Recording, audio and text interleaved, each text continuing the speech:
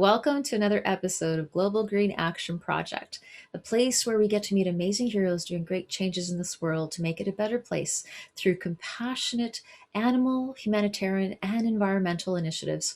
I'm your host, Jennifer, and today we're going to meet another amazing hero who not only helps support animal advocacy through his classroom initiatives and school community, but he's also doing a great project to help create more awareness in our country, known as Canada, and our global community. Today's conversation is part three of a conversation we started in two previous videos.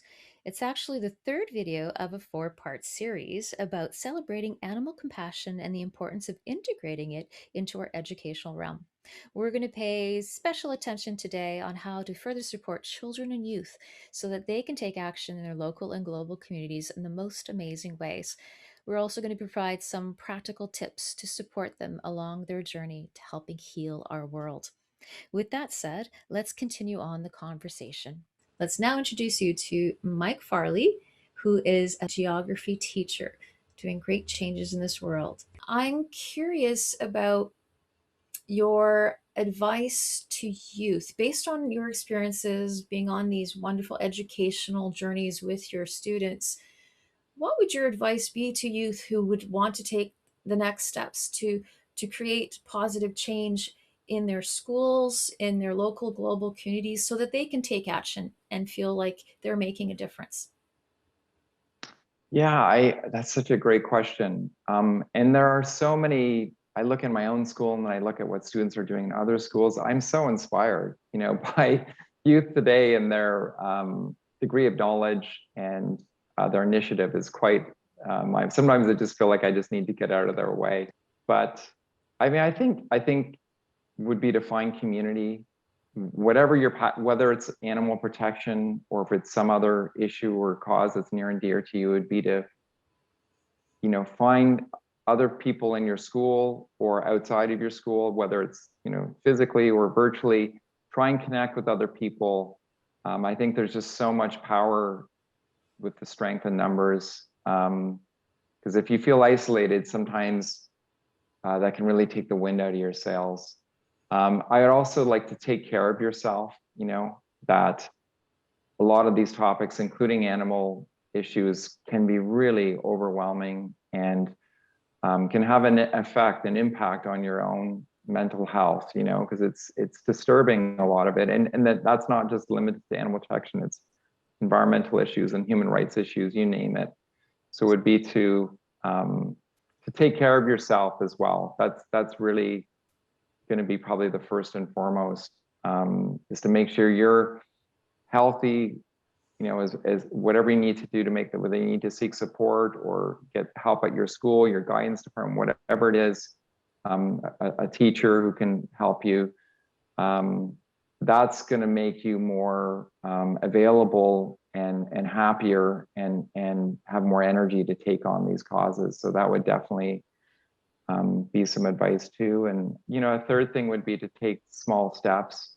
I know throughout, not only as a student but even as a teacher, sometimes if you try and envision, oh, what's this going to look like, or it's not, you can psych yourself out, and so it's literally just sending that first email or reaching out to that friend or just put something in motion. There's a quote from Joan Baez, which I think is, action is the antidote to despair, So it's, no matter how small that action is, just take that first step. And, who knows what's going to happen, but my experience has been continually is that leads to the next step, and then that leads to the next step. And then things start to cook, things start to really open up. But there can be that initial inertia, or you can feel paralyzed to act, and you feel like you have to do everything at once. You have to do on some massive undertaking, but sometimes it's just simple as a simple conversation can really get things going. So don't be afraid to start even with that. Some great practical steps that any youth, any even children, even in elementary school, can Right. implement into their day if they want to do something positive with their local and global community to help help with animal welfare, or even, as you mentioned, environmental or humanitarian causes. Really great, tangible tips and tricks for teachers to implement into their classrooms as well. Yeah. Yeah. And I mean, I'm, you know, some days I'm much better at this than others. It's a challenge for, I think, for everybody, especially like you're saying, it's a complex, fast-paced world, and it's easy. Yeah, it's easy to not take care of yourself. That's an easy thing to have happen, and that's a learning process for me too. So I think that it doesn't apply just to students, but for all of us as educators as well. Yeah. And I really like that you brought up that self care piece. When we talk about making the world a better place, that's a huge undertaking, and it's so important that we remember that in community we got this. Yeah.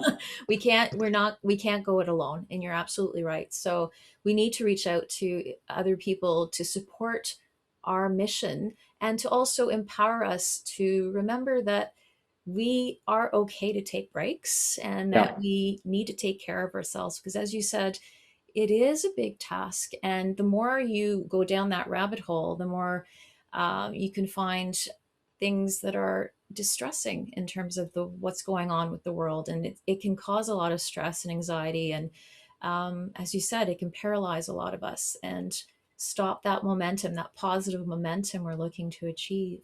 So Yeah. self-care, community, so important. Thank you for bringing those up, and bringing that home to help us remember those important steps that we can accomplish in community,